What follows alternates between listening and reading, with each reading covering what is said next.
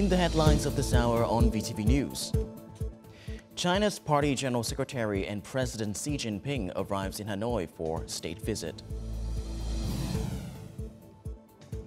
And tentative names of 34 provincial-level administrative units. Cultural exhibition celebrates Khmer hand-woven textiles.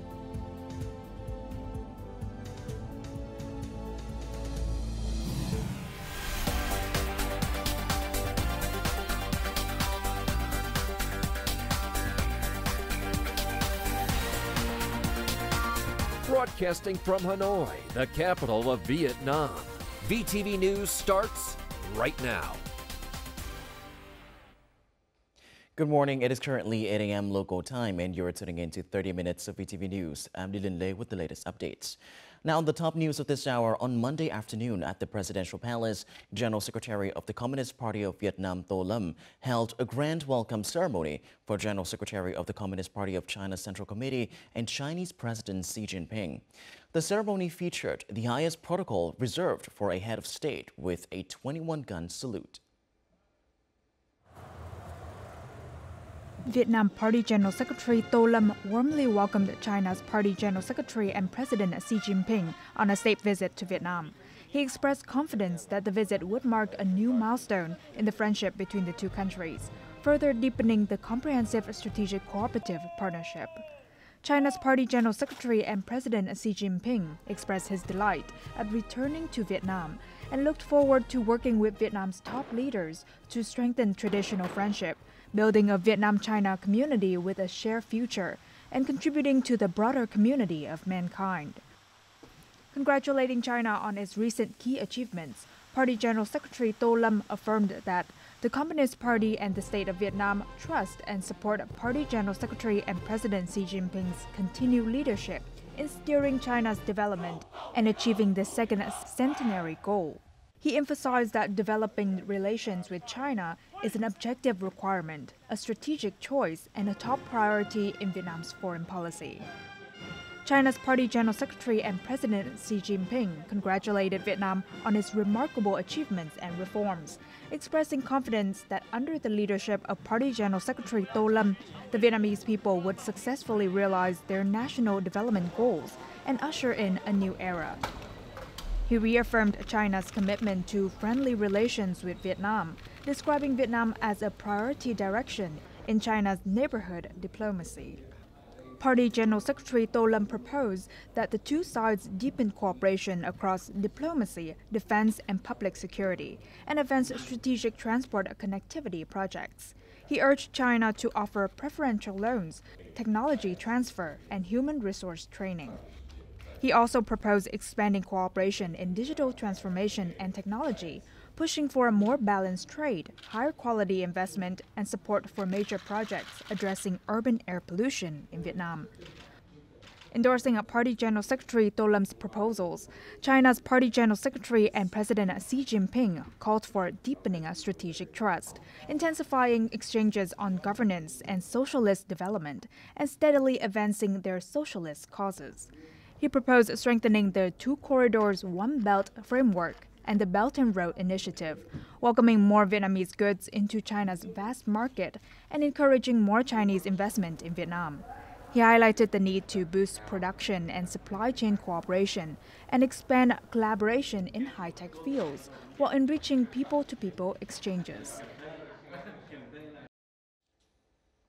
Prime Minister Phie also met with General Secretary of the Communist Party of China's Central Committee and Chinese President Xi Jinping during his state visit to Vietnam. During the meeting, Prime Minister Phie emphasized that Vietnam views its relationship with China as an objective necessity, a strategic choice, and a top priority. He reaffirmed the importance of building a Vietnam-China community of shared future. Party General Secretary and President Xi Jinping expressed support for Vietnam's socialist development path. He also affirmed China's readiness to work with Vietnam in building a community with a shared future based on 6 key pillars. Looking ahead, Prime Minister Pham Minh Chinh proposed several key directions for Vietnam-China bilateral cooperation. These include fostering a strong, trustworthy political relationship, maintaining high-level exchanges between the two parties, and strengthening defense and security cooperation.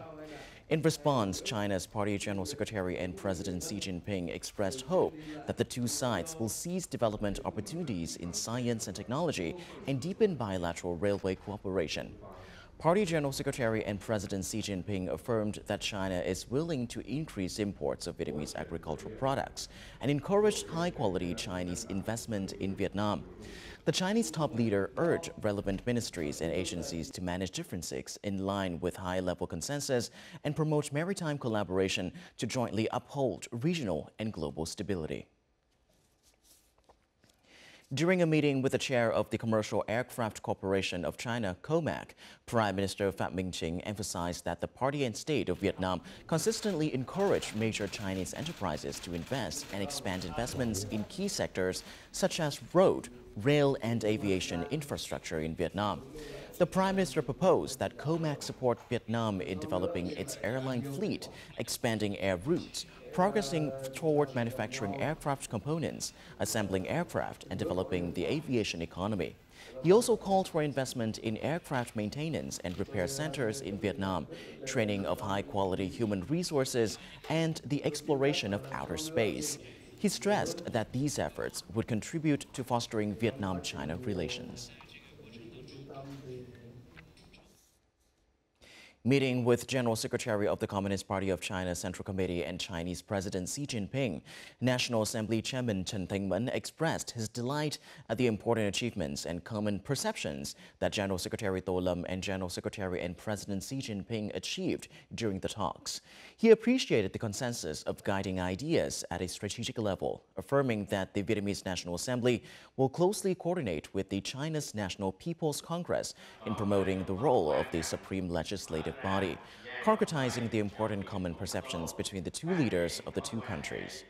The National Assembly chairman said that he will continue to closely coordinate with the China's National People's Congress through high-level delegation exchanges, specialized committees, friendship parliamentarian groups, and multilateral parliamentary forums to contribute to improving the effectiveness of national governance.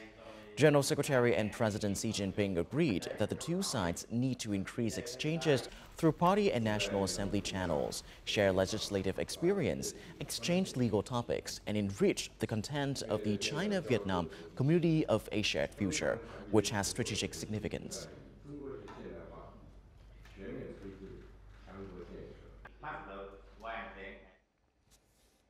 Receiving a delegation of the Central Youth Union of the Chinese Communist Youth Union, Đỗ Văn Chiến, member of the Politburo, Secretary of the Party Central Committee, Chairman of the Central Committee of the Vietnam Fatherland Front, highly appreciated the success of the 24th Vietnam-China Youth Friendship Meeting program.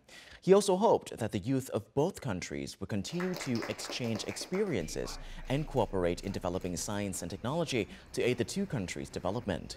He affirmed that Vietnam will continue to promote people-to-people diplomacy to enhance trust between the two parties and countries. The 24th Vietnam-China Youth Friendship Meeting took place on Monday morning. The two sides shared experiences in educating the younger generation about revolutionary ideals and following the thoughts of the leaders of the two parties and two countries.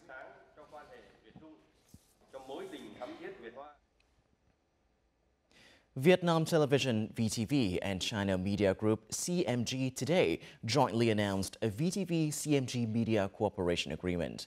The announcement event coincided with the 75th anniversary of diplomatic ties between Vietnam and China and was in response to the Vietnam-China Year of People-to-People Exchanges.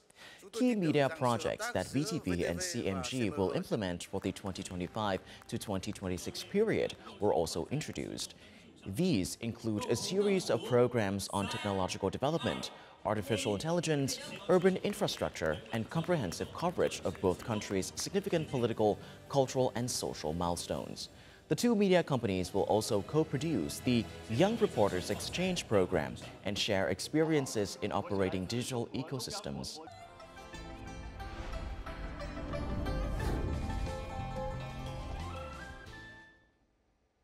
2025 is the China-Vietnam Year of People-to-People Exchanges.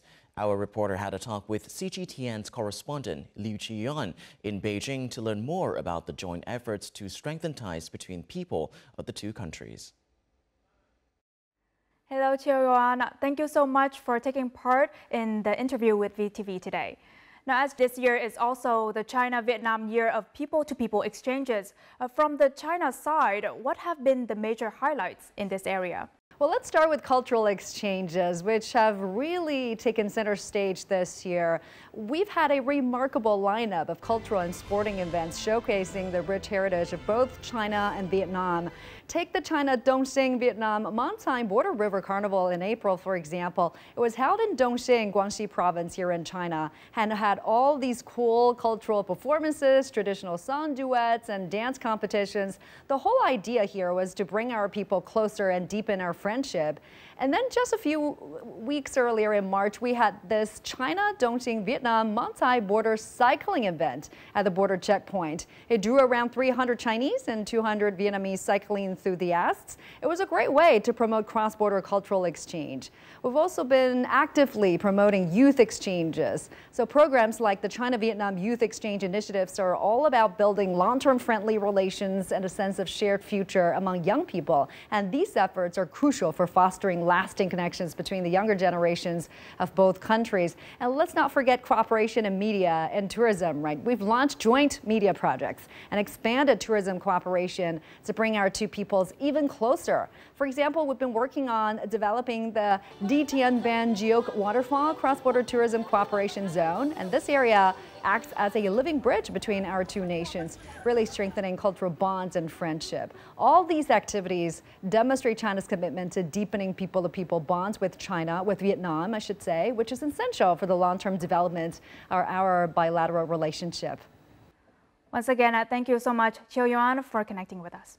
Thank you for having me. Now, here is something that our Chinese audience would love to see because it will help answer the question, if you only have a day to visit Hanoi, where should you go and what delicious dishes should you try? Please join our VTV reporter Chen Ting-Huyen and her colleague Tang Bo from China Global Television Network CGTN to find worthy answers.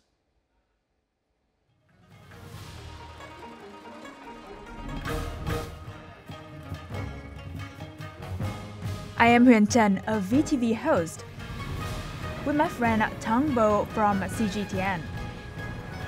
We are in Hanoi, the capital city of Vietnam, and we have all day here to discover cuisine. This one is a big surprise for me. I love it, love it. Landscape. What we're walking on is called Thay Hook Bridge. Thay Hook Bridge. Yes. So Thay Hook means to gather the sunlight. You can sense the breeze, you know. And what's so special about the Vietnamese tea culture?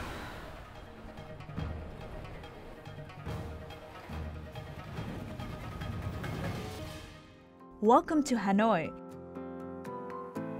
a city of tradition, civilization, and modernity. It is no doubt that Hanoi's street food scene is a sensory feast with aromatic bowls of pho, sizzling bánh mì, offering a delicious glimpse into the city's rich culinary heritage. It also ranges from a collection of slightly grotty roadside tables and low stools to nicer-looking eateries. Today, I will introduce you to one of Vietnamese most popular breakfast dish. It's called bún thang. Wow. Thank you. Cảm ơn. Thank you very much. Is it any different from the other noodle soup that you also had? The rice noodle I had here, including this one, tastes very different. I think this rice noodle is working very well in refreshing people in the morning and get ready to work. Is it energizing?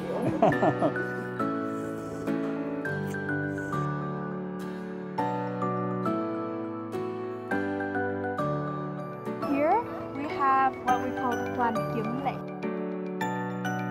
The lake is a symbol of Hanoi's deep connection to nature and history. Huan Gen means Which is- returning the sword. Yes, exactly. Huan is to return and Gim is the sword. And it's a very famous legend. Kind of relaxing myself right now. You can sense the breeze, you know. Smell the fresh air. I'm feeling so good. Now I understand why you said this is a must-visit place in Hanoi. Hanoi Opera House is just a few steps from Huan Kim Lake. It proudly stands at the heart of central Hanoi as one of its most famous architectural, cultural, and political symbols. And for most visitors and local people coming here, they can't ignore Tang Tien ice cream. Yeah, very strong flavor. I can taste the rice. I really appreciate and get really impressed by the creativity of you guys doing this. Probably your first time. Yeah, my first time having the rice flake flavor.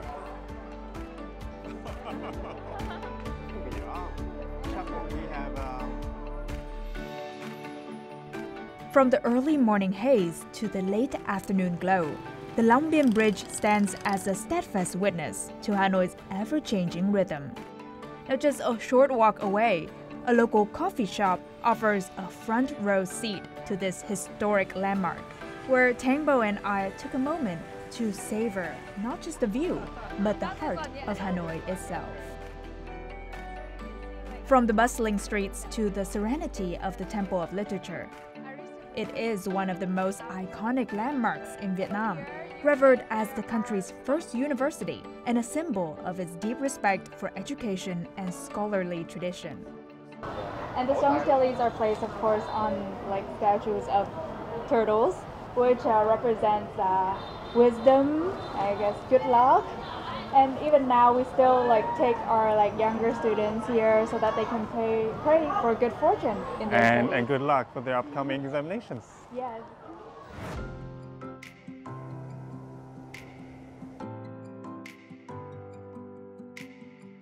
Beyond coffee, Vietnam has a long tradition of tea culture, a practice as ancient as the country itself. Very nice. You can see. So you taste different when the cup temperature is different, right? I love to try. And what's so special about the Vietnamese tea culture that makes it different from the Chinese ones or the Korean ones and Japanese ones or those in ASEAN countries? Việt Nam là một trong những ngôi trà của thế giới. Có thể gọi cái văn hóa trà của người Việt là cái văn hóa mời trà. Ngôi nhà của người Việt ấy, ngôi nhà nào cũng có phòng khách và phòng khách nào cũng có bàn trà. Đó. Và bất kỳ khách đến nhà của một người nào đó chơi thì đầu tiên sẽ đều được gia chủ đích thân pha trà để mời. In this quiet tea house, each cup of tea invites you to slow down, savor, and reflect. Hanoi, with its vibrant streets and deep-rooted traditions, invites those who wander its alleys and avenues to discover more than just a city. It is a place where the past is never far behind, yet the future is always within reach.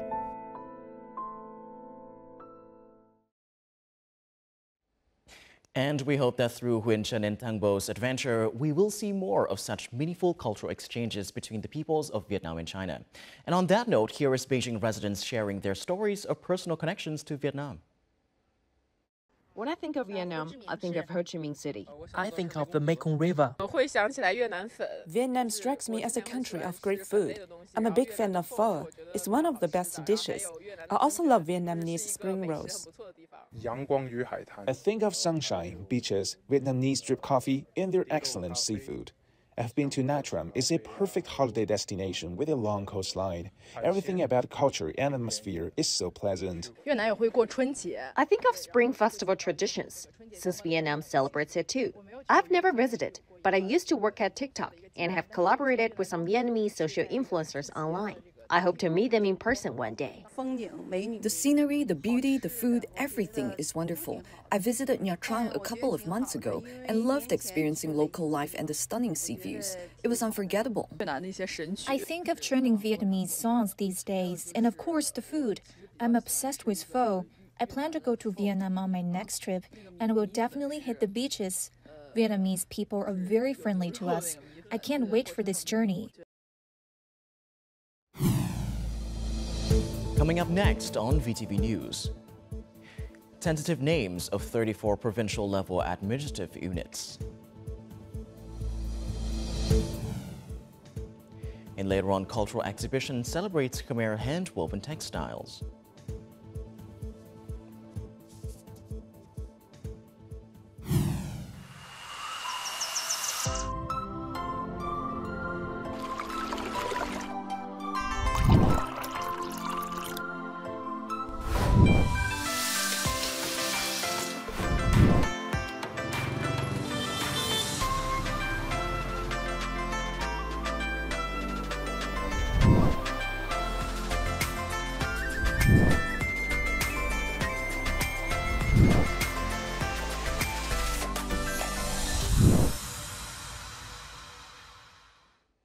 Welcome back to VTV News Live. Now on to other important updates. Party General Secretary Theo signed the resolution of the 11th meeting of the 13th Party Central Committee on April the 12th on restructuring the country's provincial-level administrative units to 34 in total, including 28 provinces and 6 centrally run cities.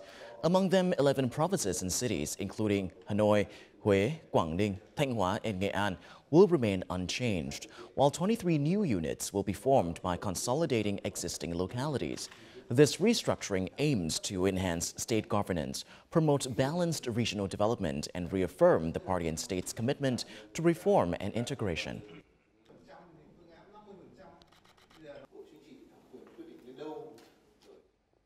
Prime Minister Phie chaired a government meeting on Monday to discuss the next steps following the Central Steering Committee's meeting to review the implementation of Resolution 18.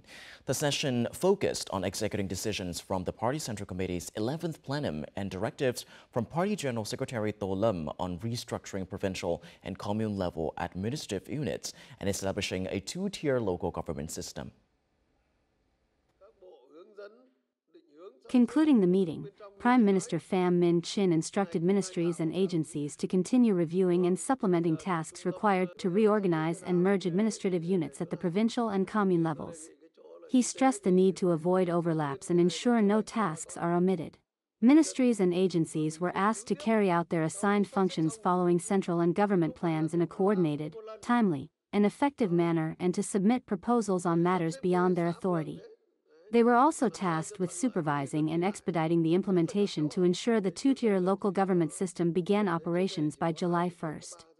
Regarding the legal framework, Prime Minister Pham Minh Chinh proposed that the National Assembly amend multiple laws through a single legislative package, focusing on enhancing decentralization of power. Ministries must provide guidance and direction for internal organizational restructuring. For example, it is crucial to maintain district-level medical centers to serve local residents in healthcare. When reorganizing communes and wards, the primary goal should be facilitating public access, especially for students.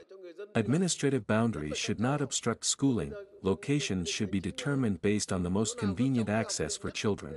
This is also an opportunity to restructure schools, aiming to reduce the number of school branches while increasing boarding and semi-boarding facilities. Prime Minister Pham Minh Chinh called for strict adherence to timelines, quality standards, and regulations throughout the restructuring process.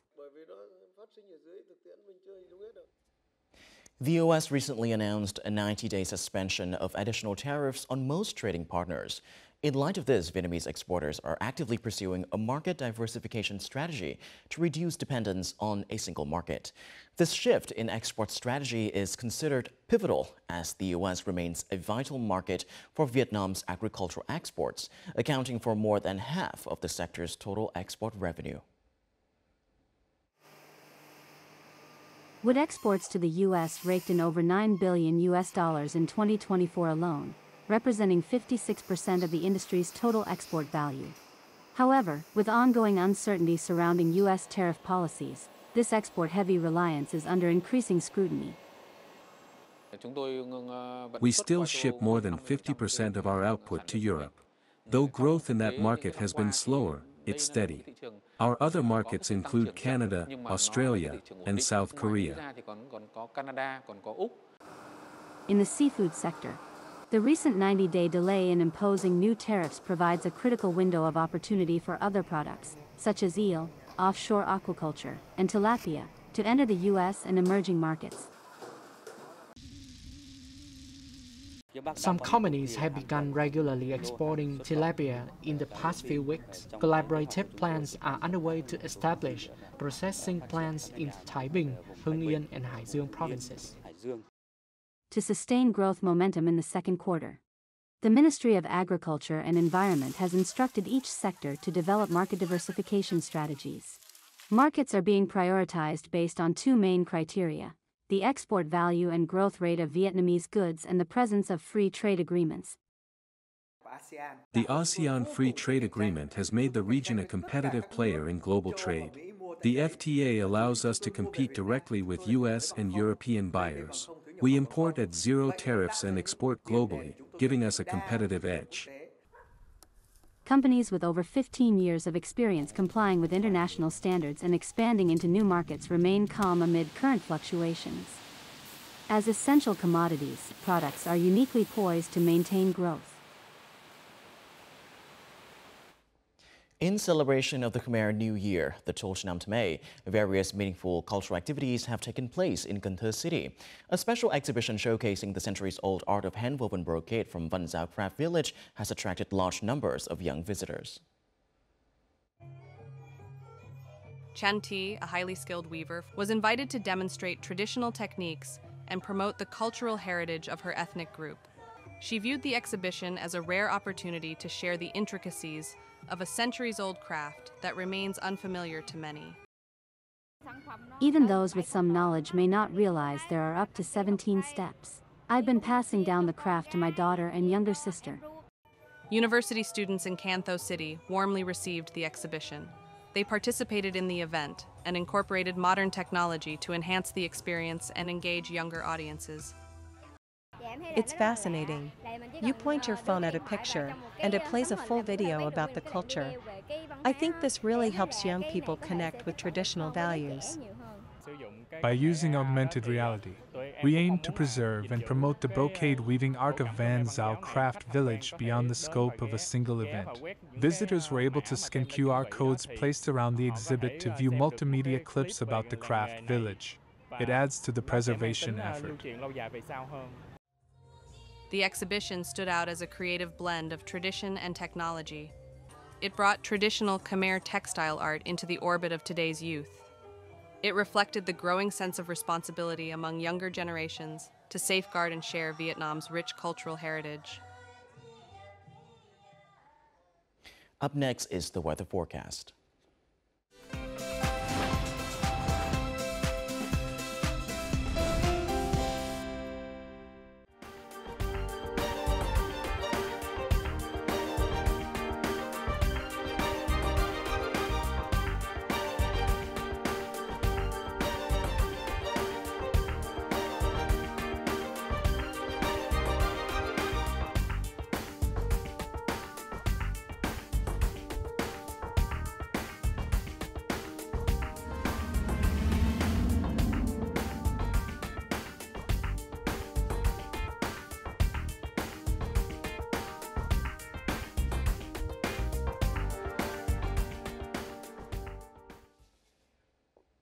And that is all that we have for this hour on VTV News. And see you again on the next bulletin. Thank you so much for watching. Goodbye for now.